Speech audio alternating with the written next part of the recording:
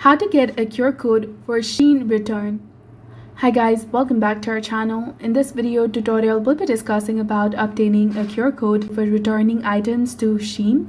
So when returning a product, you need a shipping label and a QR code provided by Shein. You can use these when drop shopping of your return package at a designated location. So please note that the QR code is primarily available for the customers in the United States and may not be accessible in other regions. So to get started, the process of getting your QR code, you have to follow the simple steps.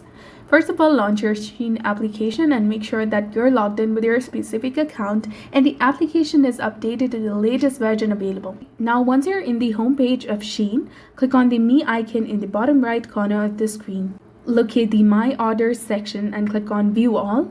Here you will see the section of all orders, unpaid, processing, shipped, review, and returns.